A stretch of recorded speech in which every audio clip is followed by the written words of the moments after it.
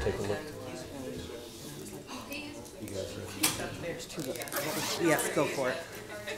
Okay. I'll just wait till I get the nod from Wim. Stayed at that time.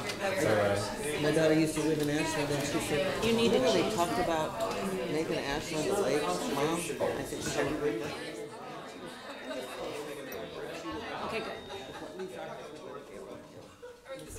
But you've been on an island.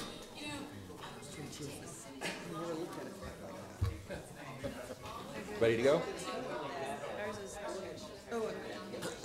My glasses. Good morning.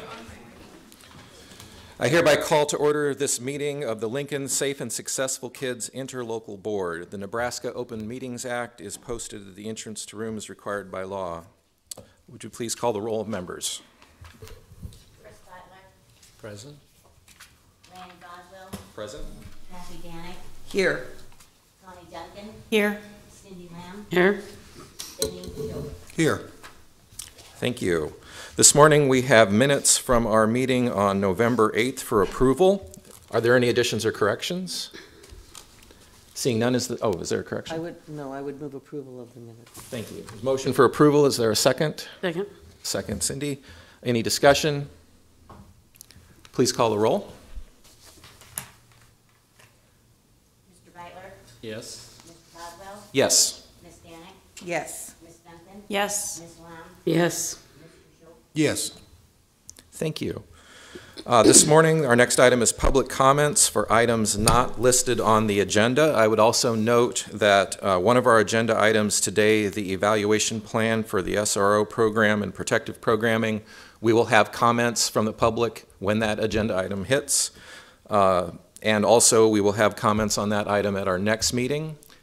And another item on our agenda today is the budget, and we will have the formal budget hearing at our next meeting. So this time would be for any public comment on other items on the agenda, or items not on the agenda. All right, seeing none, our next item of business is a presentation on the youth beta training. Kristen Nelson.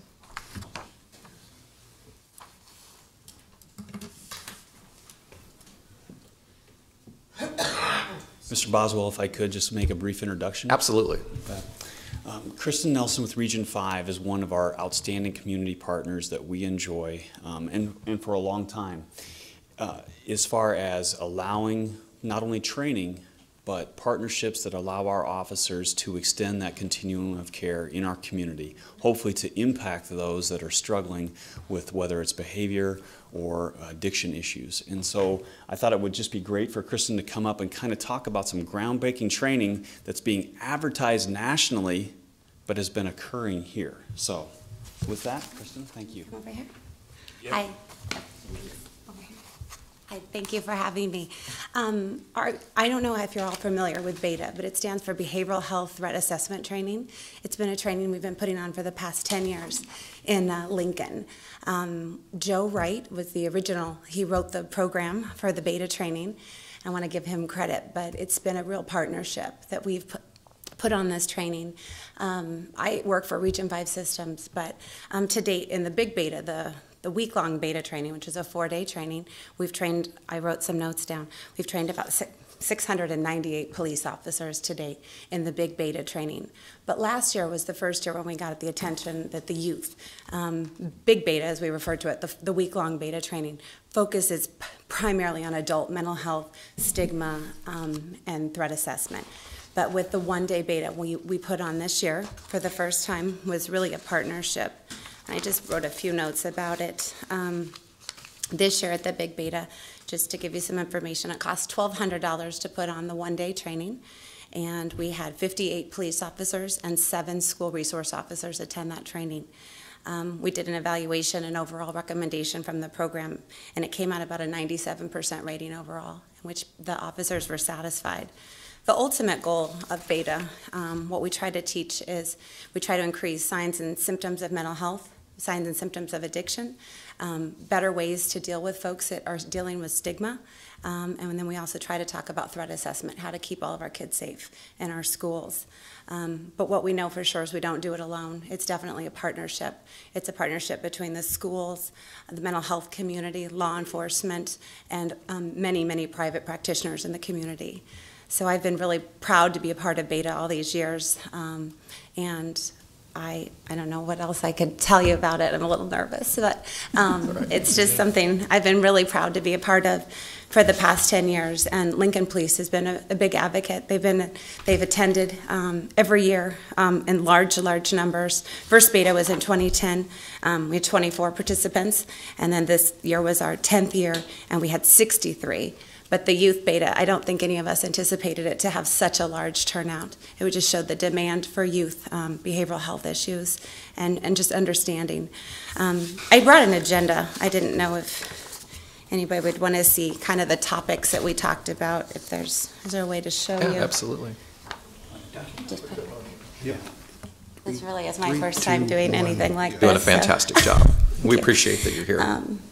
But this just gives you a little bit of an overview of what we trained the officers on. We started the day with a keynote speaker, and she's a young woman who had over 50 placements in foster homes, group homes, and she shared her personal journey of what worked. Her big takeaway is what helped her was her school resource officer, making sure every day she was able to have opportunity for maybe clean clothes or a meal. And that really got the energy going for the day. And then we talked about behavioral health and trauma, the effects trauma have on youth and maybe how they may act in the school system. And then we talked a lot about distrust, defiance, and fear of authority figures with Mark Hankla, and that was a really well-received training. And then we just talked about trauma and moving beyond trauma. And then threat assessment in the schools. Joe Wright did that presentation. And then John Sendemeyer and Allison Cedric, who is the school social worker, talked about some resources. And then we wrapped up the day with all the resources we do have available in our community. All the schools now have crisis response teams, which means a licensed clinical therapist can go in if somebody's having some mental health or behavioral health problems within the school. They can have a clinician come in from the community and do an assessment. So that's the Beta training. Okay. Are there any questions from board members? Excellent. Okay. All right. Thank you. Oh, Thank you. yeah, thank you very much. Thumbs up. Okay. All right. Thumbs Thank up. you. Our next item of business is first reading and presentation of the proposed evaluation plan for protective programming SRO program. Okay. Thank you very much. This morning we'd like to try and accomplish 3 items regarding the SRO evaluation program, and you'll see some information go up on the screen. Everything that'll be on the screen is also in front of you in your paper copies. Of those 3 things, we'd like to give you a little bit of a history of how we came here this morning to look at an SRO evaluation plan, give you an overview of the actual matrix that shows how the goals in the MOU match up with specific measurements and how those will be reported to the community, and 3, give you an opportunity to ask any questions. So to begin with, a little bit on the history.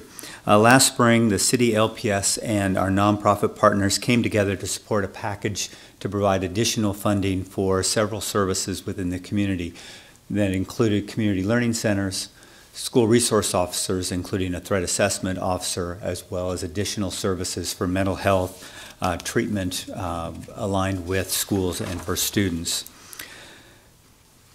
During the public conversation regarding what turned out to be the Safe and Successful Kids Initiative, both school board and city council heard from many people regarding the SRO program. Some folks did not want to see any law enforcement presence in school at all. Others wanted to ensure law enforcement was not involved in routine disciplinary matters.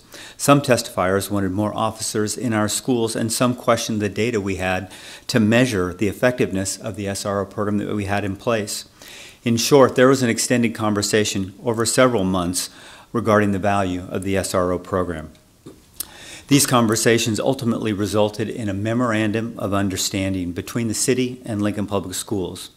This MOU sets forth broad parameters governing SROs and includes 6 main program goals.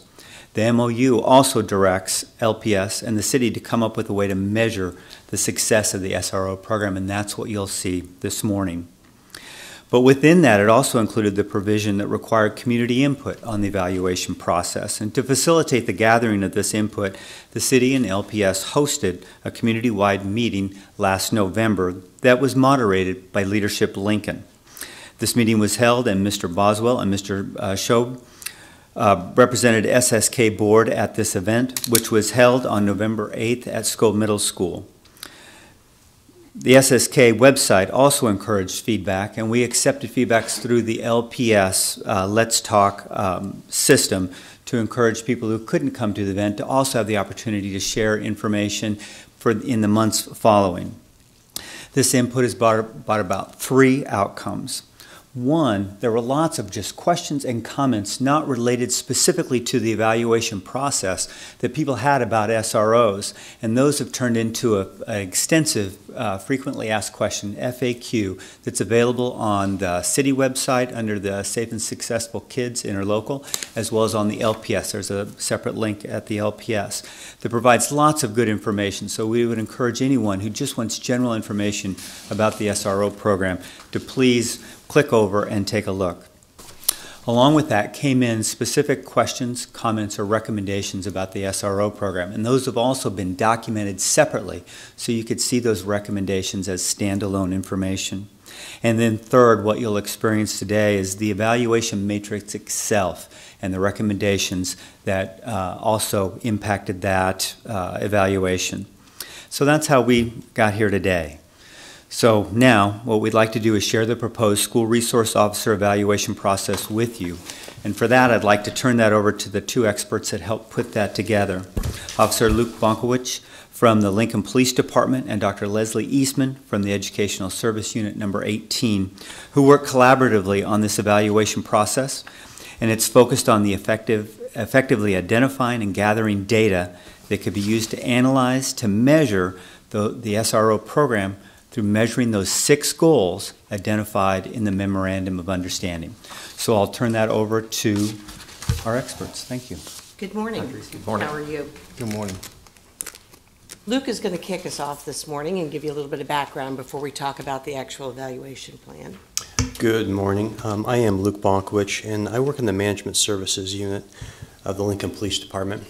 Some of my duties include planning and research, meaning that I will reach out to agencies and jurisdictions across the United States, ask them about their policies. Essentially, it's a quest to steal other people's good ideas and bring them here. Now, I bring that up because I have reached out to our benchmark cities, and I've asked them, what sort of data and how do you evaluate your SROs in your city, your county, your school district? And having reached out to quite a number of folks, I can tell you that this plan does appear to be one of the most comprehensive and one of the most in-depth evaluations in the entire nation. I really would put it up against anybody else's. And it is true that other jurisdictions are gathering some data about maybe race or gender, about incident type or outcomes, but I don't think anyone is gathering the breadth and depth of the data that we are in this evaluation plan, which I think is really, really good. And I think that speaks incredibly well of Dr. Eastman and her team over at LPS. The second point I wanted to make before we begin and get into it is that as we talk about this evaluation plan, and we talk about the changes we made, at first glance it might not seem like we made very many changes after hearing public comment, but that's actually not true.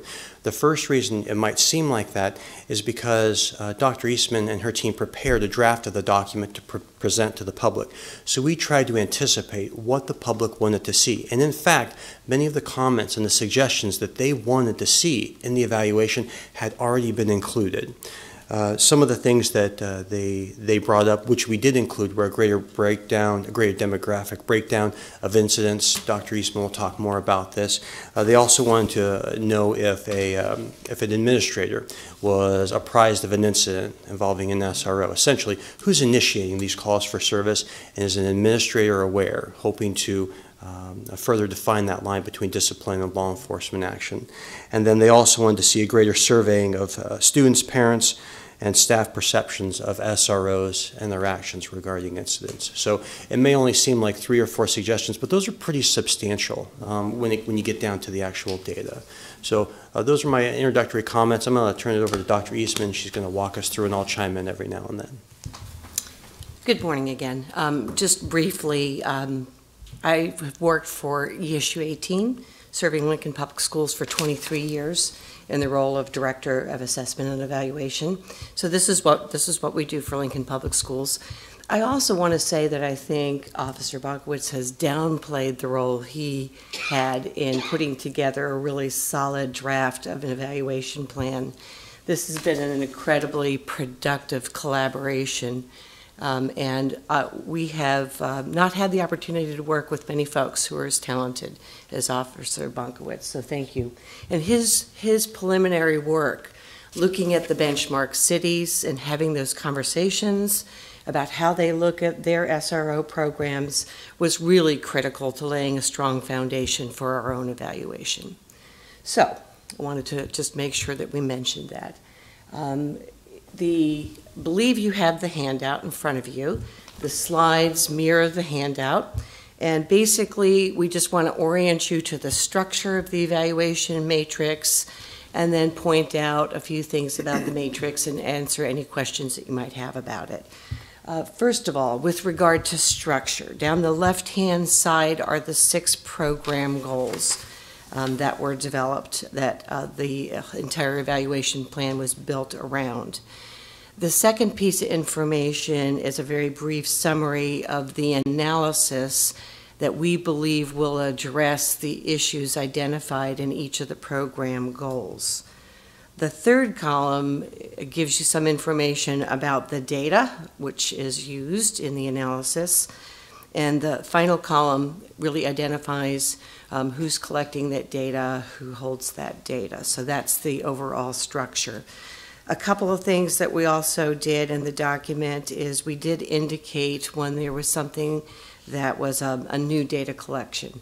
The really nice thing about this evaluation and this process is that between LPD and LPS, we have a lot of data that we have routinely collected in previous years. And so we're first taking advantage of that wealth of information that we have, and then we added additional pieces as necessary in order to fully identify the outcomes and address the program issues.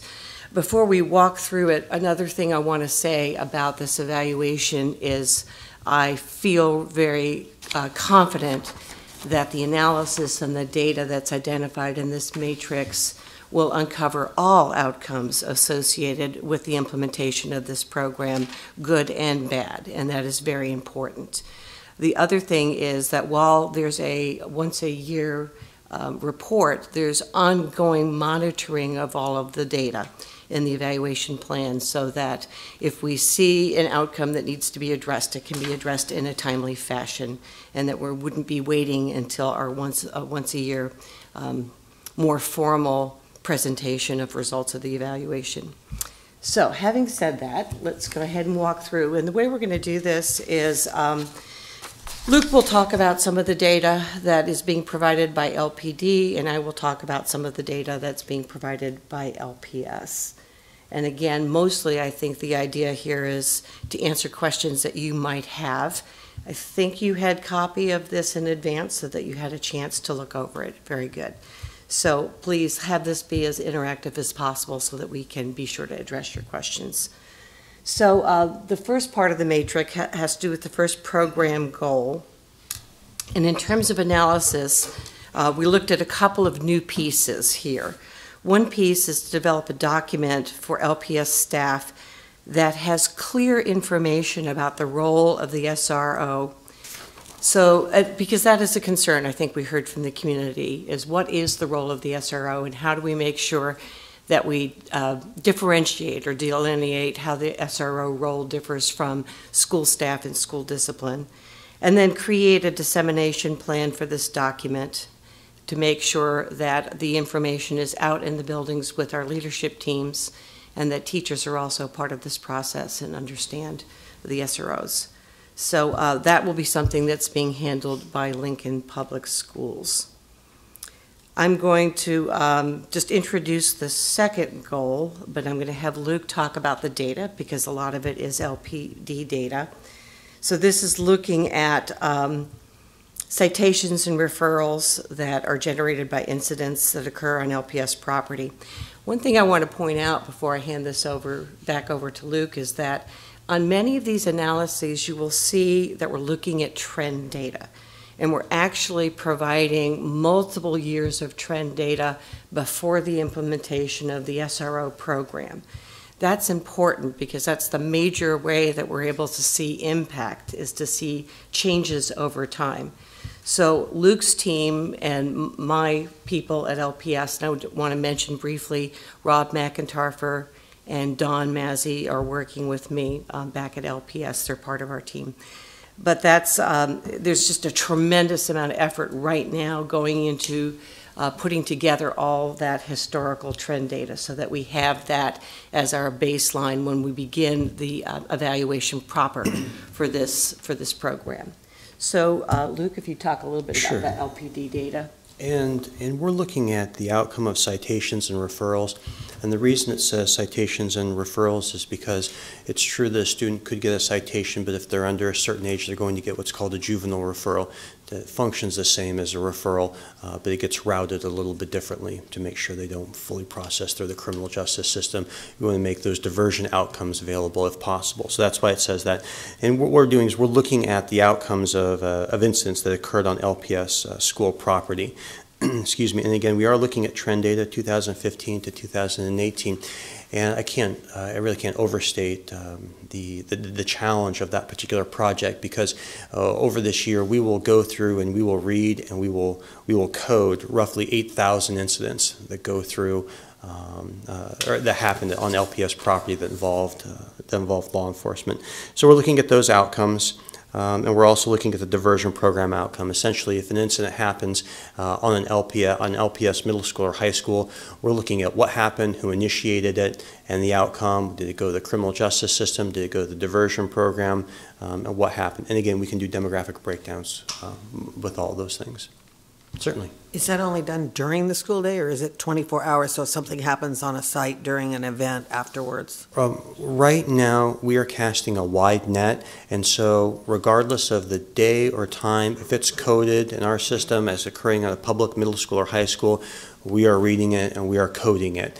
Now, in the future, if we want to reduce that to only, I don't know, a 7 to 3 o'clock or 7 to 4 o'clock school year, we can certainly do that. But right now, I have everything for the year. No, what I really wanted to know is if it could be separated by Yes. what is and isn't. That's really Yes. what I wanted Yes. to know. Yes. Leslie knows how to answer my questions because All right. I asked them a little vaguely before. So. Cindy, go ahead. Oh, thank you. My question is, when you talk about the 8,000 incidents or so a year, are you talking about a school year or calendar year? We're talking about a full year, not just a calendar year. So when it says 2015, 16, 17, and 18, we're looking at all of 2015 for the full year, not just the school year. Okay, thank you. Year. Yeah. Okay. Okay. Right. Okay. Program Goal 3, these are existing and some new data collection. This is being done by LPS. In particular, what we're looking at here is perception data. And we're gathering perception data from students, 5th grade and up. Well, it would just be the secondary students for this particular project, staff, and then also parents. LPS has had a perception survey in place for the last 3 or 4 years that was developed in-house. The existing perception survey measures 4 constructs. One is issues related to curriculum instruction and assessment, things that are happening instructionally in the classroom. We also have a category that looks at climate, safety issues, the extent to which families and students feel welcomed and represented in the community, et cetera. And then we have student engagement and student motivation. What we're doing is we're adding a section to this existing perception survey to gather information about perceptions around SRO officers. The perception survey is actually sent out to all students, all staff, and staff would include primarily instructional staff and administrators, and then also all parents. We gather this information electronically using Qualtrics, so it's an online surveying tool. Because not all individuals in the buildings may necessarily have an interaction with an SRO, there are some initial questions that ask about their awareness of the SRO officers in the building, and ask for some general perceptions, and then it proceeds to ask if they've had very specific interactions and ask them to evaluate the quality of those interactions. So we'll be piloting that new section of the perception survey yet this spring, so that as we roll into next year, we'll be ready to actually gather data that we can report. We always want to make sure that any new data collection effort works the way it's intended to work before we want to begin to really report results. So that'll be happening in April of this year, so next month. So that's all new data collection. Questions about that piece? Okay. Okay, we're good. Go ahead, you want to hit the space bar? Okay. So this is a continuation of 3, right? You want to go ahead and talk about the couple of LPD pieces? Yes. Yep. Okay. So we are looking at educational presentation. Okay. The 2 pieces from LPD that we're looking at with regard to this category include the number of complaints as well as commendations involving SROs during the school year. This is something that we normally do anyway, and we look at the types of complaints that come in, what generated them, we categorize them, and we'll do the same thing for commendations as well. The other part of it is we're going to look at the educational presentations conducted by SROs for LPS students. We view this as a real opportunity for positive interaction between officers and kids. Officer Nichols was just out the other day teaching kids about Doppler shift using radar as they were learning about in their class. And he said, oh, this is a really cool opportunity to learn about how it's actually used in the real world. So we took the students out. So that would be an example of a presentation. So we're tracking those presentations and the number and type of them as well. Finally, then the number of calls for service that occur on LPS property. You'll notice that many of these data mirror each other through the different categories. That's because we can use the same data, some of the same outcomes to answer or to evaluate many different program goals. So we'll look at the description and types of incidents, the frequency of the incidents, and then look at it with regard to the trend data. And there's one more on this slide, I think. And then the annual number of LPS students cited and referred by LPD officers for incidents on property. And again, this goes back to what was the incident, what happened, what was the nature of it, what was the outcome, and we can do some breakdowns according to each outcome. So one question I would have, so you've got the historical data, which would include the high schools, which already had SROs, correct? So we'll be able to do a comparison of high school prior to formation of this board and this program, as well as middle school. Correct. Okay, that'll be good data to see. Yep. I have a question briefly about the number and type of presentations. How are students engaged in that? Is it a wide selection of students? Is it tied to classroom content? Yeah. Are we getting lots of diverse contacts with students when we're doing those presentations? Or is it the same students over and over again? That's a good question. I would say that it probably mirrors how we give presentations in the community, namely 2 ways. If an officer has an area of expertise or several areas of expertise, they can go out and they can say, hey, I have this area of expertise, can I teach your class about something? It predominantly happens, though, that students or teachers or community members come to us and say, hey, can you give us a presentation on this or that? And that's primarily what drives it. So I think that teachers would say, hey, can you teach us something about internet safety or dating and dating apps and things like that? And they would come to the officer and the officer would teach it. It'll vary greatly, too, by site, depending on what the requests are, so. It's a little bit more ad hoc than It is. Yes, it is. It is. than fully structured. Yes, Correct. there's not like a set plan that's being rolled out, right? Yep. Thank you. Okay, and it's still you for a little bit. Okay. 3.8. Types and frequencies. All right. So, and excuse me, and I know it sounds like we're repeating ourselves a little bit, but this category talks about, again, the frequencies of offenses. So we're not just looking at an incident. We can really delve down into the type of offense. Was this a narcotics incident? Was this an assault? Was this a disturbance? Was it a trespassing? And we'll also be able to break those down demographically. We can also look at who's going to be initiating these calls for service. Is it the SRO that's initiating the majority of these calls for service, or is it a student? In reviewing some of the preliminary data, I can tell you that a lot of these incidents are generated by students going to SROs and saying, hey, my iPod got stolen, hey, I was assaulted, and a lot of these really are coming from students. We can also find out if these are teachers, administrators, and equally important, if an SRO is involved, has this been routed through an administrator? Or is the teacher simply calling an SRO? In the vast majority of the cases that I've seen so far, an administrator is consistently involved when an SRO is involved, and that's what we want to see when we see that partnership.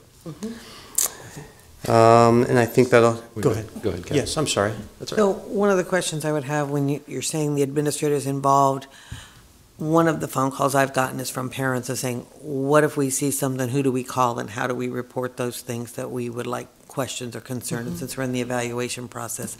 How is that data gathered and what do you do with it when you get those calls from outside the school area? And would you be talking about like maybe a neighbor who's calling in or something like that? We're also coding for that too. So we're looking at, was it a neighbor or another citizen? I think our categories right now are student, teacher, or like staff member, administrator, was an SRO, was it a parent, and then was it just an outside citizen? Okay, that's what I need to know. Thank Great. you. Excuse me. And who do they call? That's the other That's, part. thank you for following Who do up. they call if they have a concern? Because I think that is one of the things, if we don't know yet, you Right. can get it back to me by the next Where do meeting. we Right, start? and that would be really a little bit above and beyond the evaluation. yep, so it's that just might gonna bring be, it- Yeah, something it- that has to be, Okay, very perfect. good. Thank you. Okay. Did you have, yeah, Thank- Cindy? Thank you. With regards to tracking the types and frequencies of the contacts and the referrals and citations, looking at that information, being concerned from kind of a demographic perspective, is it the report compiled to differentiate between non-duplicated offenses or maybe one or two kids that are having a particular struggle in a certain year? It's going to be both. We'll be able to break it down by incident, and then we'll also be able to look at if Luke Bonk, which was responsible for 10 or 15 incidents, we'll be able to sort that out too. Okay, thank you. Did you talk about the? 3.9 Yeah. maybe? Yep, so, go ahead. And then, Well, let me talk. yes, go about ahead. 3.8. So to add to that, we're also looking at LPS discipline data at the same time, so that we can understand if there are any trend differences in school discipline data, because one of the concerns, of course, is that we don't want school discipline to become SRO activity, that there's a differentiation between those two things. So we've got lots of historical school discipline data. We're going to do the same trend analysis. We're actually going to use all the same demographic breakdowns, and we're sharing demographic information in order to make sure that that lines up. So we can use that school discipline data to look at what's happening historically, but then we can also talk about proportionality and look at comparisons between what we're getting from LPD on their side and what it looks like on our side. So that, I think, will be real powerful when you put that information together. So, go ahead. Thank you. Sure. And finally, on 3.9, we're looking at diversion outcomes of citations and referrals generated by incidents.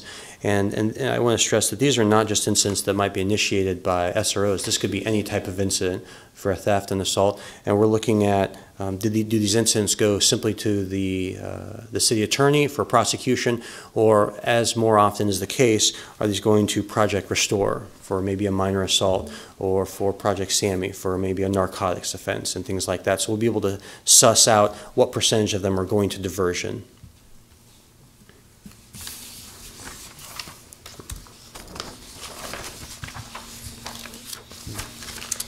You're still on? Okay. Number 4 talks about the training that's available to SROs, and so we will be tracking the annual number of hours the training that's provided to SROs. And then the other thing that we're going to do is we're going to look at the different types of training that they're receiving, whether it is interacting with juveniles, maybe it's youth beta, what sort of things are they learning, and we want to make sure that they are very well-rounded and that they have a great deal of training and information to properly interact with and contact students. And so we will be tracking that using our LPD training files.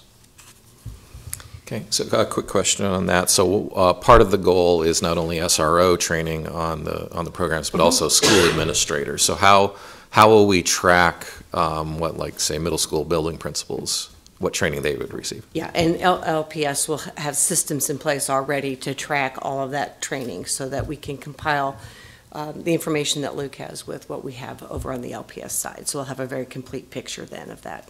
Okay. So, yep. Thank you. Absolutely. I'm going to jump in on 5 if that's okay, Luke. Please do. The idea here is to really look at the demographic breakdown for LPS students and use that as a context for interpreting and using the information for all of these analyses. You're probably, those of you on the board are well aware that we have a statistical handbook that my department compiles for the district that gives all kinds of information about our students, as well as some other things, but I'm going to focus on the student piece. We actually have information going back to the 1960s. It is one of the few things we did rescue post-fire, or singed copies of the paper statistical handbooks. We've digitized it all, and it's all publicly available actually on the LPS website, so go check it out. But this allows us to talk about trends in demographics in the district over time, as well as at specific points in time, and then we use that to think about disproportionality and any of the referral citation data, any of the school discipline data. So that will be an extremely important context for the interpretation of all of this data. So we'll be doing that every year as we compile data.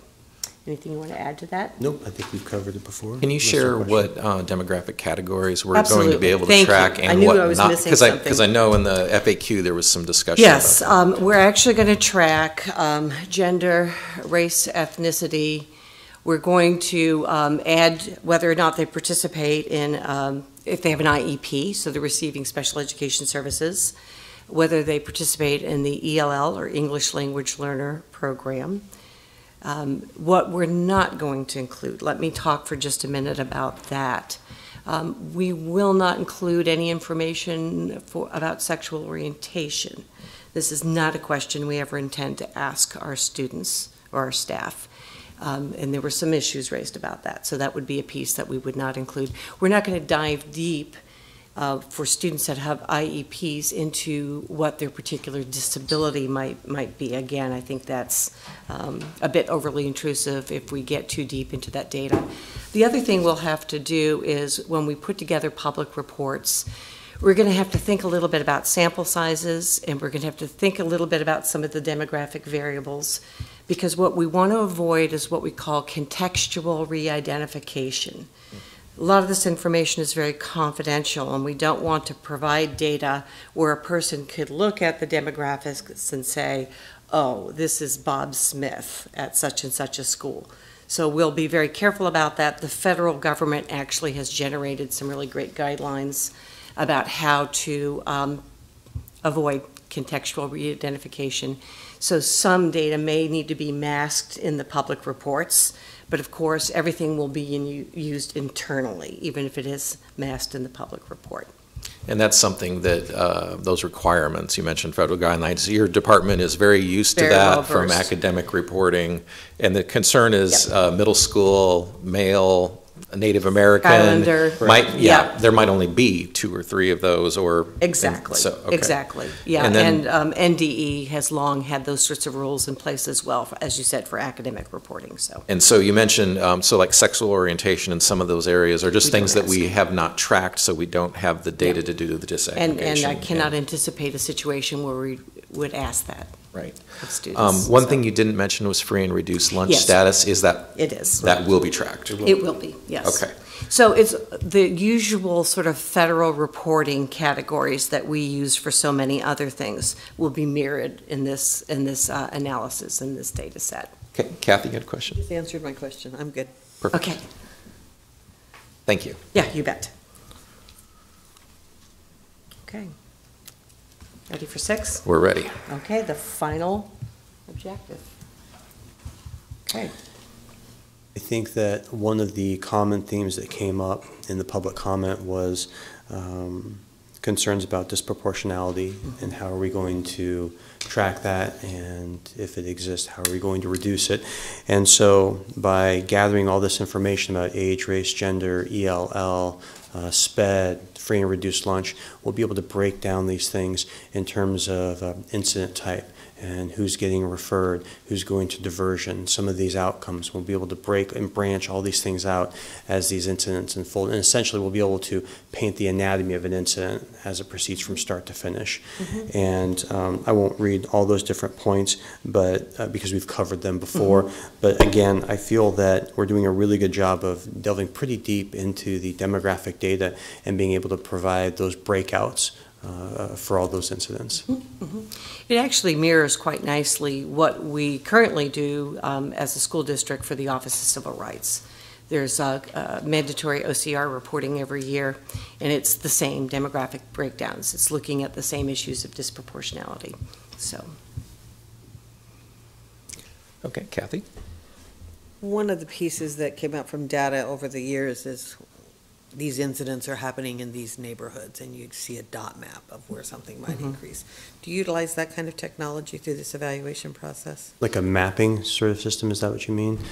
Yes, our crime analysis unit has always used that type of technology, and that'll be available to us. And how is that shared through the evaluation with LPS, or if there's incidents happening in a neighborhood? I know we see things like lockdowns at schools, and we hear Sure. those kind of reporting.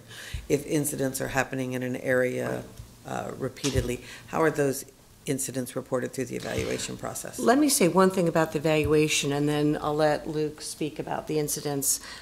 This is a overall program evaluation, so we are looking at the program in its totality. So the reporting for the board will not be by school or by section of the city. It is a coherent program implemented district-wide, and that's the way we're going to evaluate it. I'm just making sure we're not missing Sure. something going on here and not missing that in an evaluation process. Right. Okay. So that's important, I think, to understand that we're looking at it programmatically in its entirety. That will help me explain it to my patrons. Yes, Thank yes, you. I think that's very important, and that is the appropriate, I believe, approach given an analysis like this, yes. Other questions? I think the mayor. Mayor? Let me just ask a question about the continuum of behavior and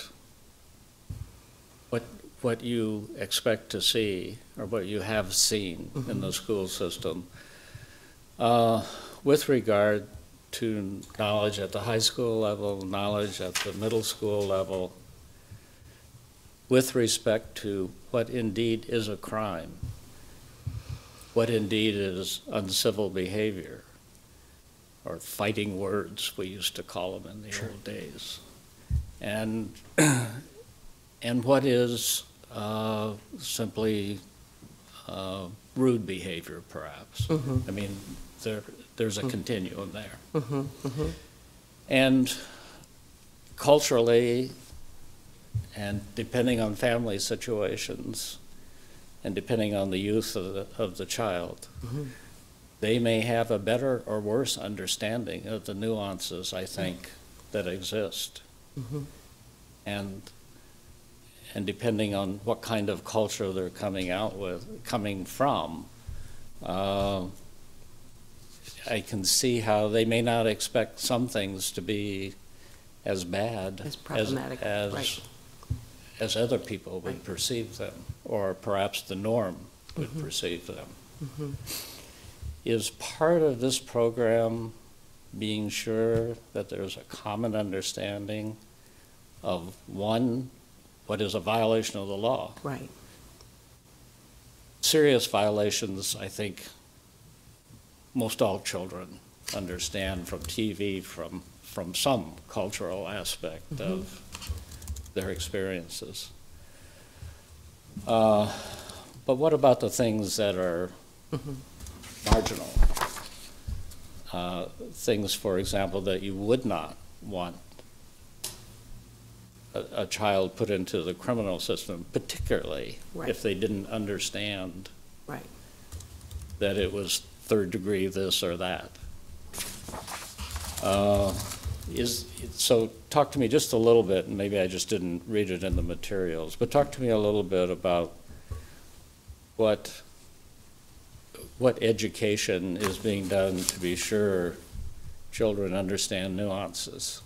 And the person who I think from the LPS side would best be able to address this is Russ Ewing, but I'm going to try to channel Russ just a little bit this morning. Is that This is all going to right? be fun. I'll be happy to jump in. Thank you. John will also channel. There's really been a very concerted effort at LPS under the heading of PBIS, Positive Behavior Intervention Systems. Did I get that right? Thank you.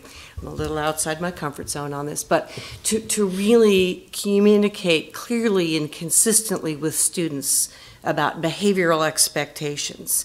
And I do believe that in part does address your concern, because it does help all students understand what are common expectations, why are those expectations in place, what are the kinds of consequences that you can expect based on behaviors. And that's very consistent, not only within a building, but across the district.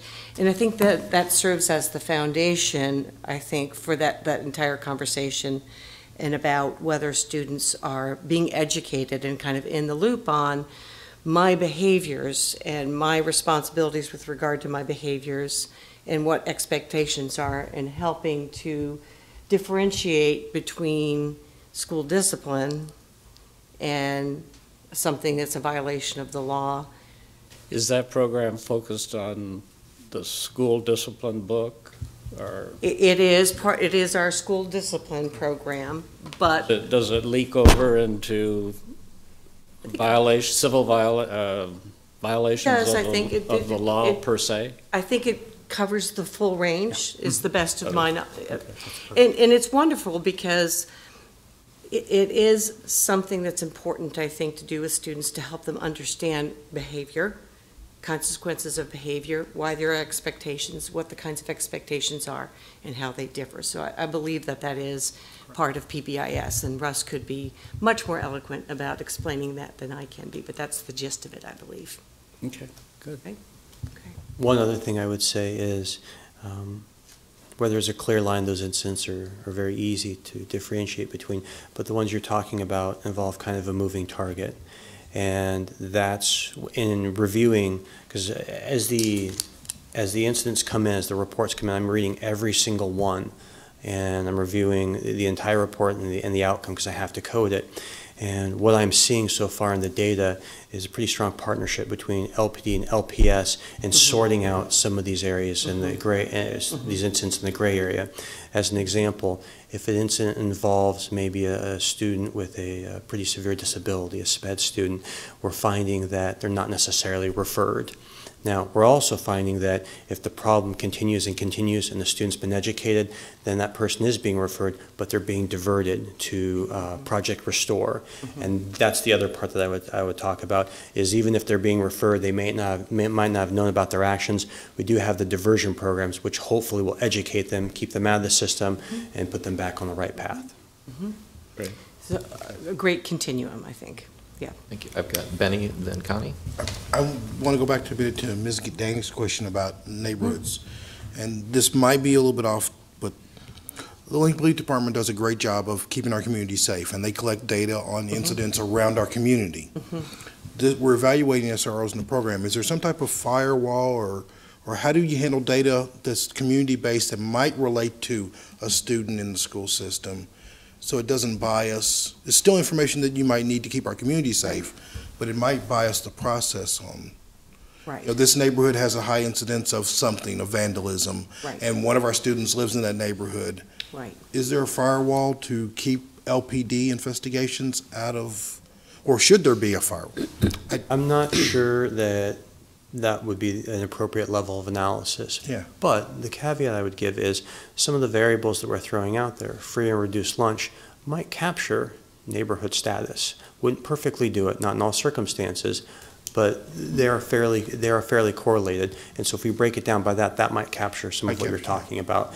I just, right now, given the goals of the MOU, I'm not sure it falls within that scope. Not that somebody couldn't do that at a later time. The data might be available there, but right now I think our focus is there.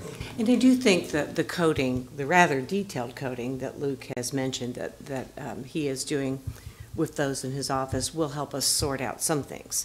So there might be an incident at school, vandalism, outside school hours. Is that something that we want to include in the analysis, yes or no? And we can go through and kind of tease those things out as long as they're coded. Yeah. Thank you. I Yep. appreciate it. Yep. Perfect. And I did want to go back to what Mayor Beitler was saying about, other students that might not understand. And what I was thinking of, and maybe this is what you're thinking of as well, is students from another culture. Yeah. They may not understand this is not acceptable. I was in a meeting not too long ago with Dr. Linda Hicks. She really works with our multicultural liaisons to make sure they're into El Centro, Asian Community Center, the Yazidi population, so they understand this is an acceptable behavior in our schools, this is not. Because our worry, I think, with LPS is a lot of our students are coming right from a refugee camp. Right. They don't know. Right. But safe and sure, I know that we are we're on that, so you don't need to worry. Absolutely. Kathy? Okay, I'm probably moving on a little past where we're at, but when fully implemented, when this evaluation is fully implemented, how will the evaluation be used to strengthen the program? How will it identify things that need to be adjusted, things that are constantly evolving? And how will it be shared with this board, with our school boards, with our city councils, and with the community at large? Okay. Do you want to start with the John? last piece? Do you want to talk about that, John? As far as sharing with the community, it will come back in front of this board each October. And so it'll start with kind of a preview this coming October. The first full report will be in the October of 2020, and that will be collecting the data from 2019 through 2020, which is the first year of full implementation. And it will continue to come up in front of the board on that annual date, plus any other time the board would ask for additional information. In terms of the ongoing, my staff, Luke, will be meeting, I think, on an ongoing fashion and engaging staff from both of our locations in those conversations. And in particular, I think as we monitor, as we see something that we think needs to be addressed, then there are communications in place that allow that to happen, I believe. But Luke and I and Rob and Dawn will spend a lot of time together. As I sat through a conversation with several of my colleagues across the state, there's a concern that, and it's because of a legislative bill that's being discussed right now and some changes. How can this information also be shared and used statewide within the school resource program and in the education program that will allow us to share what we found in best practices? It kind of seems silly to reinvent the wheel all the time. Absolutely. Yes. Well, and any good evaluation deserves to be disseminated, right? Yeah. There's probably lots of avenues of professional sharing. I'll share one of the more recent ones. Nebraska Council of School Administrators has offered to do a collection of memorandums of understanding and share some best practices across school districts. That hits the entire state and is a great avenue for continuing this conversation. Thank you. And I think Luke did mention at the beginning the conversations he had with benchmark communities. And of course, we not only solicited input, but we're sharing what it is that we're doing. I think this is a really model evaluation, and we're more than happy to share it with other locations. We all want what's best for all of our kids, whether they're Lincoln kids or Omaha kids or even children outside of the state.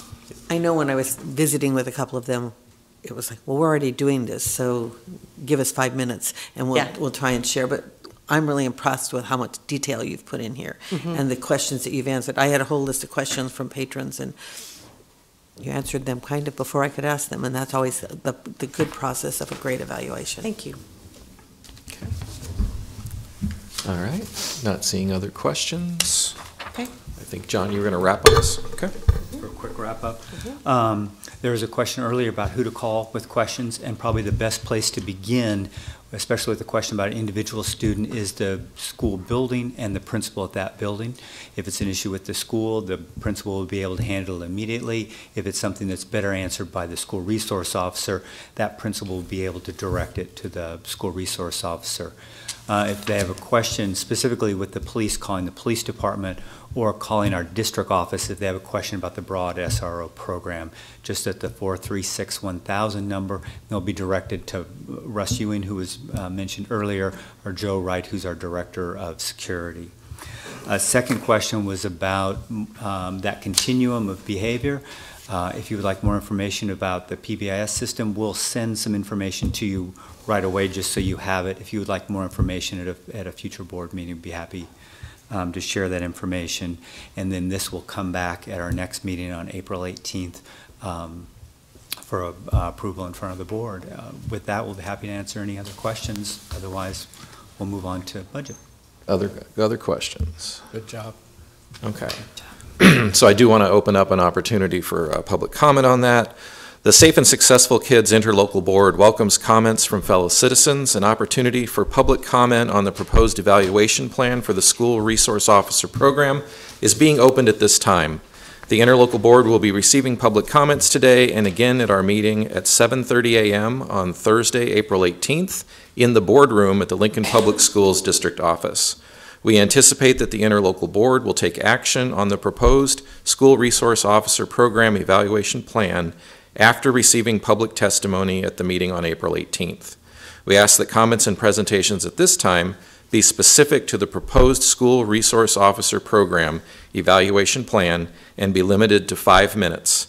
Those speaking are encouraged to focus on presenting new information rather than repeating prior points of information. Speakers may note their support for comments presented by a preceding speaker. Please state your name and address at the beginning of your comments for the record of this meeting. A podium is provided for speakers, and if you plan to speak today, please sign in on the speaker's sheet. So at that point, I will open this for public comment on the evaluation plan.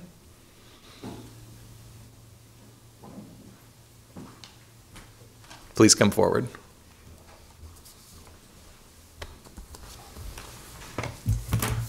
My name is Corey Raymond. I have 2 children in the Lincoln Public School system. I don't have much to say. There's so much data there, you're going to be able to reach whatever conclusion you're going to want to reach is what my impression is. If you don't like SROs, I suspect the data will play out that way. If you like SROs, you're going to be able to discern what data you want that way. But I appreciate all the input that the LPS has had with the parents and addressed any concerns and included some of the concerns that the group of parents that I associate with, Parents United, put in. And I just wanted to say that it's a very thorough analysis. There's going to be every data point that anybody could want, and I appreciate everybody's work. And I think this is a great thing, the school and the city working together, and I think this is really going to pay off over the years. And I want to thank the mayor. I haven't been able to say thank you for setting up this board before, but I want to take this opportunity to thank everyone who put this together. Thank you. Thank you. The next person wishing to speak, please come forward. All right, seeing none, I do want to thank you for sharing your concerns and comments on the SRO program with the board, both today and the community members that attended our listening session last fall. Identifying areas of potential concern now will help ensure that the evaluation plan is designed to include those areas. This board exists to monitor the preventative, protective, and proactive programs in the agreement and to make adjustments as needed. And everyone here wants to ensure that Lincoln's children are safe and successful. So with that, I close this public hearing, public testimony on this item, and we'll move on to the budget. Good morning, Lynn Johns with Lincoln Parks and Recreation. We are doing a brief overview of the proposed Safe and Secure Kids interlocal budget this morning. There will be a public hearing at the next meeting on April 18th. I'm going to ask that the Elmo unit be brought up, and then I'll bring up.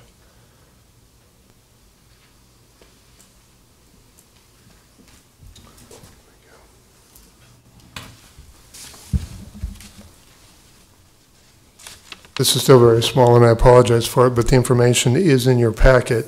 The interlocal agreement states that a budget will be presented and adopted by the interlocal board in May of each year, and then that information is transmitted to LPS and the city for inclusion in those individual operating budgets. In the interlocal agreement, there are a number of, there is, I guess, guidance for development of the budget. The interlocal agreement states that the budget amount can increase up to 5% annually. The proposed budget includes a 4% increase, and that is consistent with the, as we were putting this together, we were really guided by particularly the SRO program and thinking about what the increase in that, the cost of that program would be based on salaries and benefits. And so the budget that is before the board this morning, the total budget is $2,184,000. That's $1,092,000 for each LPS in the city, and that is a proposed 4% increase. The next part of the budget is really looking at what the cost of the city's Community Learning Center program is, and that gets deducted initially from the overall budget. And there is provisions in the agreement that limits the growth of that. And so there's a factor based on an index of governmental employee wages and benefits, and then the actual city benefits can be factored in directly. We did the math on that, and there's a lot of math in this process, to be perfectly honest. The total amount that the budget could increase for the city community learning program based on the math on this is that it could be a total of $625,751, and the actual budget amount that is included is $607,000 for $607,457. I apologize. So the way the budget works is the $2,184,000 is the total budget, and then the $607,457 of the city community learning center budget is deducted from that to get the net budget that is then distributed among the program areas. The first program area is a productive programming area, and that is the school resource officer in the threat assessment area. That's the blue area on the budget, and there is a restriction on that this portion of the budget cannot exceed 30% of the net programming. The proposed funding for the protective programming portion of the budget is $472,963, and that is 30% of the net budget. The next area, and we'll jump down a tier, is the proactive programming budget, or portion of the budget, and that's the budget or the funding for the Community Learning Center initiative. And the guidance is that this needs to be not less than 40% of the net program budget. And the proposed amount for funding proactive programming is $685,580, and that's 43% of the net program funding, so it meets that criteria. The next category is what's identified in orange on your sheet, and this is the preventative programming area. This is the mental health, behavioral health section, and there are not specific parameters for how much funding can go to this area. The proposed funding for preventive programming is $416,000, and that's a 4% increase over the prior year. And then the last category is what's identified in purple on the budget sheet, and there is a provision in the agreement that allows the interlocal board to approve administrative costs, including professional fees for legal and accounting services for the nonprofit board, and we are proposing funding of about $2,000 for that area. And so those total up to the $2,184,000. And as we said this morning, this is really an introduction for the first time of the board of this budget. The nonprofit board will be meeting actually next week, and we'll be discussing the overall Community Learning Center initiative budget for next year. And when this is reviewed by the board at the next meeting on April 18th, you'll see how the interlocal budget becomes part of the overall CLC initiative budget. If you remember, this amount is a relatively small percentage, but an important percentage of the overall Community Learning Center budget. We are not anticipating public testimony this morning, but we do and will be having opportunities for the public to speak at the April 18th meeting. And if you have any questions this morning, John Neal or I would be happy to answer those for you. Questions from board members? All right. Thank you very much. Thank you. I'd like to take this opportunity to thank my colleagues, to thank the LPS and city staff for all their work on this program so far, and for the members of our community that attended today. Our next meeting is Thursday, April 18th at 7:30 a.m. at the Lincoln Public Schools boardroom at LPSDO. And there being no further business, I hereby adjourn this meeting.